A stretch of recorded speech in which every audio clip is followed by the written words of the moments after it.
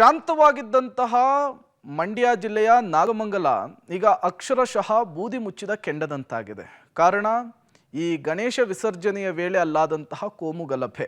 ಇದೇ ವಿಚಾರಕ್ಕೆ ಸಂಬಂಧಪಟ್ಟಂತೆ ಇವತ್ತು ಬಿಜೆಪಿಯ ನಿಯೋಗ ನಾಗಮಂಗಲಕ್ಕೆ ಭೇಟಿ ಕೊಟ್ಟಿದೆ. ಬೆಂಕಿಗಾಹುತಿಯಾದಂತಹ ಅಂಗಡಿ ಬೈಕುಗಳನ್ನು ಬಿಜೆಪಿ ನಿಯೋಗ ವೀಕ್ಷಿಸಿತ್ತು.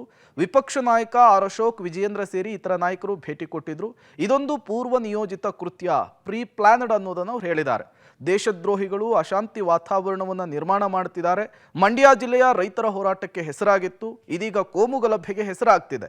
ಗಣೇಶನ ಮೇಲೆ ಕಾಂಗ್ರೆಸ್ನ ವಕ್ರದೃಷ್ಟಿ ಬಿದ್ದಿದೆ. ಕಾಂಗ್ರೆಸ್ ಸರ್ಕಾರ ಸರ್ವನಾಶವಾಗುತ್ತೆ ಅಂತ ಹೇಳಿ ಬಿಜೆಪಿ ನಾಯಕರು ಕಿಡಿಕಾರಿದ್ರು.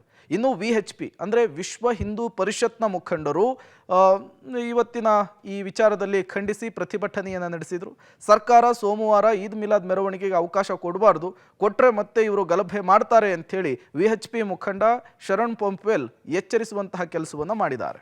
ಸ್ಪಷ್ಟವಾಗಿ ಇವತ್ತು ಗೊತ್ತಾಗ್ತಾ ಇದೆ, ಇದೊಂದು ಹಿಂದೂಗಳನ್ನು ಗುರಿಯಾಗಿಸಿಟ್ಟುಕೊಂಡು ಮತ್ತು ಗಣೇಶೋತ್ಸವ ಅಂತಹ ಕಾರ್ಯಕ್ರಮಗಳನ್ನು ಗುರಿಯಾಗಿಸಿಟ್ಟುಕೊಂಡು ಮಾಡುತ್ತಿರುವಂತಹ ಕೃತ್ಯ. ಹಿಂದೂಗಳಲ್ಲಿ ಭಯವನ್ನು ಸೃಷ್ಟಿ ಮಾಡಿ ಮುಂದಿನ ದಿವಸಗಳಲ್ಲಿ ನಮ್ಮ ಭಾಗಕ್ಕೆ, ನಮ್ಮ ರಸ್ತೆ ಮಸೀದಿಯ ಎದುರುಗಡೆ ಯಾವುದೇ ಸಂದರ್ಭದಲ್ಲಿ ಮೆರವಣಿಗೆ ಬರಬಾರದು ಎಂಬಂಥ ಸಂದೇಶವನ್ನು ಕೊಡುವಂಥ ದೃಷ್ಟಿಯಿಂದ ಈ ಕೃತ್ಯವನ್ನು ನಡೆಸಿದ್ದಾರೆ. ಅದಕ್ಕೋಸ್ಕರ